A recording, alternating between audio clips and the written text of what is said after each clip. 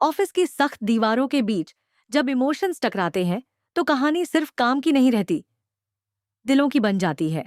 पति ब्रह्मचारी के एपिसोड 284 का यह प्रोमो भी कुछ ऐसा ही तूफान लेकर आया है, जहां एक छोटी सी बात एक बड़े टकराव में बदल जाती है। सीन की शुरुआत होती है ऑफिस के माहौल से, जहां सब कुछ बिल्कुल प्रोफेशनल और अनुशासन में बंधा हुआ दिखाई देता है। लेकिन इस सख्त माहौल के बीच एक ऐसी चीज सामने आती है जो सूरज के गुस्से को भड़का देती है। ईशा, जो इस ऑफिस में अपनी पहचान बनाने की कोशिश कर रही है, उसने एक छोटा सा मंदिर बना दिया है। शायद उसके लिए यह सिर्फ आस्था और सुकून का जरिया हो, लेकिन सूरज के लिए यह ऑफिस के नियमों के खिलाफ एक बड़ी गलती बन जाती है। सूरज गुस्से में सामने खड़ा होता है और सख्त आवाज में कहता है कि हर ऑफिस में मंदिर नहीं होता, और अगर यहाँ नहीं है तो इसका मतलब यह नहीं कि कोई भी अपनी मर्जी से बना दे। उसकी बातों में सिर्फ गुस्सा नहीं, बल्कि एक सख्त अधिकारी का रवैया साफ दिखाई देता है। वह साफ शब्दों में ईशा को चेतावनी देता है कि ऑफिस में काम करने आओ, पूजा करने नहीं। ईशा सामने खड़ी होती है, लेकिन इस बार वह पूरी तरह खामोश नहीं है। उसकी आंखों में एक अजीब सा दर्द और हिम्मत दोनों नजर आते हैं। वह जानती है कि उसने जो किया वह गलत नहीं था, लेकिन हालात उसे कुछ कहने से रोक रहे हैं। यह वही ईशा है जो अपनी जिंदगी में पहले ही बहुत कुछ सह चुकी है, और अब ऑफिस में भी उसे अपने अस्तित्व के लिए लड़ना पड़ रहा है। सूरज की अगली लाइन इस प्रोमो का सबसे बड़ा हाईलाइट बन जाती है, जब वह कहता है कि अगर आप ऑफिस के नियमों को फॉलो नहीं कर सकती तो आप जॉब छोड़कर घर जा सकती हैं। यह सिर्फ एक डायलॉग नहीं, बल्कि एक ऐसा पल है जहां रिश्तों और इमोशंस की टक्कर साफ दिखाई देती है। एक तरफ सूरज का प्रोफेशनल एटीट्यूड है, और दूसरी तरफ ईशा की मजबूरी और उसकी सच्चाई। इस पूरे सीन में सबसे खास बात यह है कि सूरज और ईशा के बीच सिर्फ बॉस और एम्प्लॉय का रिश्ता नहीं है। उनके बीच एक ऐसा अतीत है जो हर बार उनके फैसलों को प्रभावित करता है। सूरज का गुस्सा सिर्फ नियमों के लिए नहीं है, बल्कि उसके दिल में छुपी हुई गलत फहमियों और दर्द का भी नतीजा है। वहीं ईशा की खामोशी सिर्फ डर नहीं, बल्कि उसके अंदर छुपे हुए संघर्ष की कहानी है। प्रोमो में यह भी साफ नजर आता है कि ऑफिस का यह छोटा सा मुद्दा आगे चलकर बहुत बड़ा मोड़ लेने वाला है। क्या सूरज सच में ईशा को नौकरी से निकाल देगा, या फिर उसके अंदर छुपा हुआ इंसानियत का हिस्सा उसे रोक लेगा? और सबसे बड़ा सवाल, क्या ईशा इस बार भी चुप रहेगी या अपने लिए आवाज उठाएगी? इस सीन की इंटेंसिटी दर्शकों को बांध कर रखती है। सूरज का सख्त रवैया और ईशा की मजबूरी एक ऐसी टकराहट पैदा करते हैं जो कहानी को और दिलचस्प बना देती है।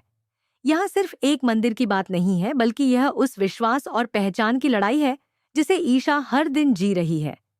कुल मिलाकर यह प्रोमो साफ संकेत देता है कि आने वाले एपिसोड में इमोशंस, ड्रामा और टकराव अपने चरम पर होंगे।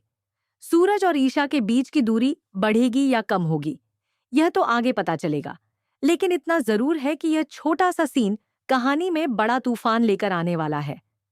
अब देखना दिलचस्प होगा कि क्या सूरज अपने फैसले पर कायम रहता है, या फिर वक्त के साथ उसका नजरिया बदलता है, और क्या ईशा अपने आत्मसम्मान के लिए इस बार कोई बड़ा कदम उठाती है। ऑफिस में हुई इस छोटी सी टकरार ने अब एक बड़ा रूप लेना शुरू कर दिया था।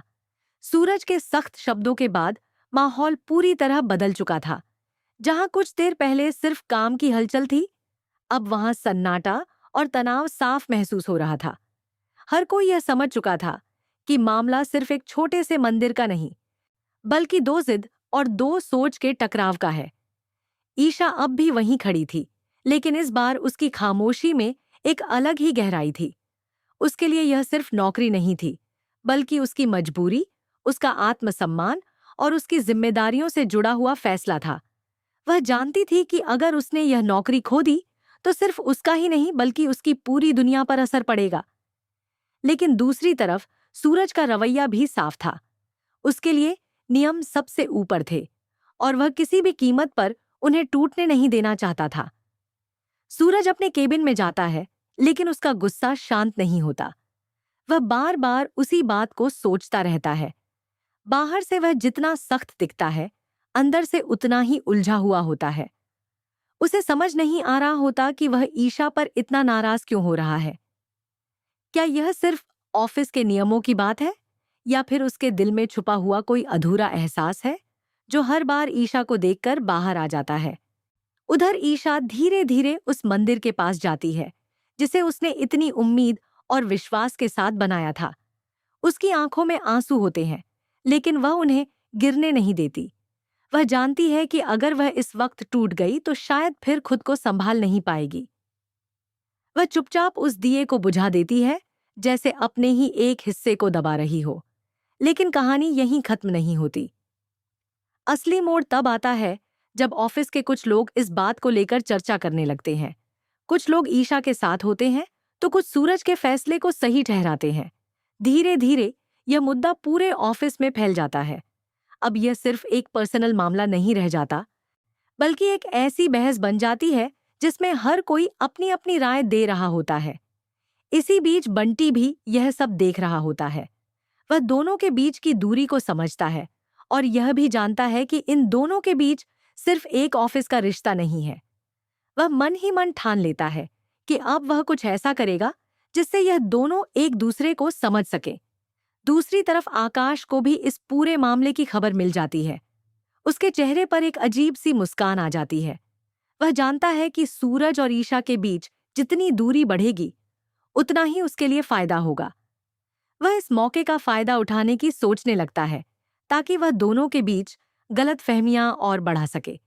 अब कहानी एक ऐसे मोड़ पर आ जाती है जहां हर किरदार अपनी चाल चल रहा होता है।